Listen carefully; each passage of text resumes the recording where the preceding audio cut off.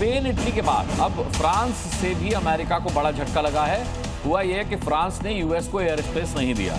Israel के लिए हथियार आ रहे थे और फ्रांस के रोकने पर ट्रंप ने भी पोस्ट कर दिया है। फ्रांस को डोनाल्ड ट्रंप ने धमकाया है। फ्रांस के लिए के किए को याद रखेंगे, ये डोनाल्ड ट्रंप का कहना है।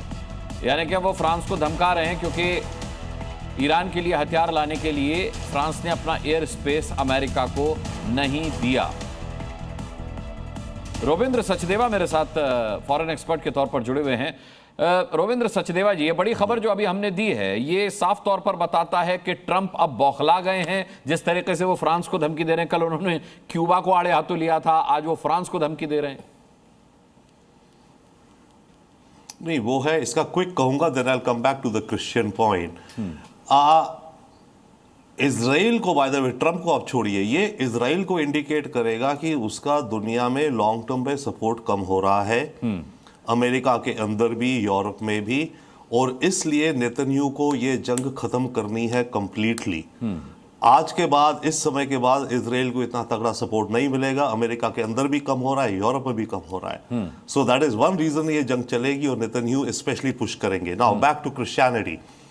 Of course Peter Hegseth use कर रहा है, और ये अभी नहीं यूज कर रहा है, इसने जंग के शुरू से ये लैंग्वेज यूज करनी शुरू करी है। ये कंपेयर कर रहा है कि जो हम कर रहे हैं, जो क्रिश्चियन क्रूसेड्स होती थी ना आज से 1000 साल पहले यूरोप में, जब क्रिश्चियंस जाते थे कन्वर्जन्स करते हुए, मारते काटते हुए, ये क्रूसेड से एनालॉजी दे रहा है अपनी स्पीच में, अपनी टॉक में। ये बाइबल से वो शब्द कोट कर रहा है एग्जैक्टली कि मेरे हैंड क्लॉज है और मेरे दुश्मन का गला नोच देंगे। ये अभी नहीं, ये शुरू से कर रहा है। बट उससे पहले भी हमें देखना चाहिए, जब ट्रंप इलेक्शन लड़ा और लड़के आए, इन्होंने क्लियरली कहा कि हम इसको एक क्रिश्चियन नेशन बनाएंगे। इसमें कोई शक है? मार्को रूबियो ने कहा है, H1 वीजा की बात हो रही थी, जेडी वैंस ने भी कहा, हम जो इमिग्रेशन करेंगे will be based now on Christian politics and Christian values.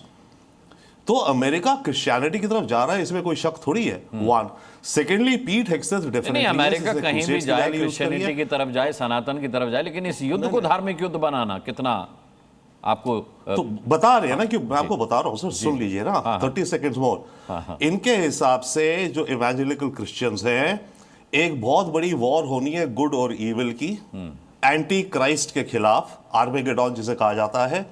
वो आर्मेगेडॉन होगी, उस पे हम जीतेंगे, और जब हम जीतेंगे उसके बाद फिर जीसस क्राइस्ट दोबारा जमीन पे आएगा। तो ये जो क्रिश्चियनिटी का व्यू है, जो पीट हेग्सेथ का वर्ल्ड व्यू है, और ये अपनी आर्मी में इनके जो चैपलेन्स हैं, होते हैं ना, हमारी में भी होते हैं, जो प्रीस्ट होते हैं अलग अलग रिलीजन्स के, ये क्रिश्चियन चैपलेन्स जो है वो इस तरह की लैंग्वेज यूज कर रहे हैं कि हमारे जीसस क्राइस्ट को दोबारा धरती पे आने के लिए ये जंग हम करेंगे, जो बटालियंस को बैठ के जो वो कर रहे हैं। तो पीट हेग्सेथ ये अभी नहीं कर रहा है, ये शुरू से कर रहा है। बट अब ये होगा, बाय द वे, जैसे ये जंग अगर ज्यादा फंसता गया अमेरिका के लिए, तो पीट हेग्सेथ इस लैंग्वेज को और ज्यादा यूज करेगा।